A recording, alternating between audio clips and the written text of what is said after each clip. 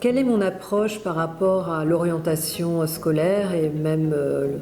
quand je travaille avec des plus vieux?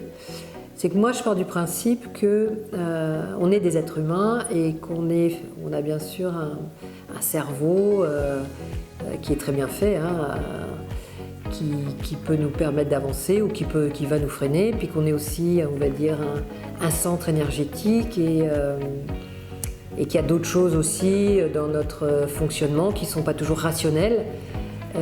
qui fait que moi, quand j'aborde les choses, je prends l'individu dans son entièreté. Donc en fait, ça va être ce qui m'amène en termes de personnalité, en termes d'affect, en termes de réussite ou d'échec par rapport à son parcours scolaire. Et il y a tout ce qu'il va dégager, qui va rentrer en résonance avec moi, où là, c'est un petit peu de l'ordre de l'irrationnel. Et c'est quelque chose aussi que moi j'aime utiliser, comme par exemple, par moment, j'utilise la numérologie. Pour un petit peu confirmer des impressions que j'ai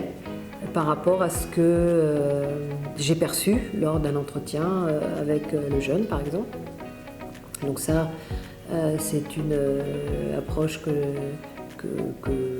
j'ai, que je fais un petit peu, on va dire, en retrait par rapport au bilan très, on va dire, très rationnel que je fais avec les jeunes, bien évidemment, mais qui peut être un outil complémentaire très intéressant. Et sinon, dans l'approche aussi du développement personnel, j'aimerais, et là c'est un souhait, c'est pas ce que je fais mais ce que j'aimerais, c'est utiliser un jeu pour justement permettre à des jeunes qui seraient bloqués sur un projet d'études, qui seraient un peu perdus, qui ne sauraient pas trop quelle voie prendre par rapport à une première école qu'ils ont démarrée, d'animer des ateliers avec un jeu qui est ludique pour permettre des déblocages sur des décisions qu'ils n'arrivent pas à prendre, par exemple. Voilà. Donc ça, c'est un petit peu,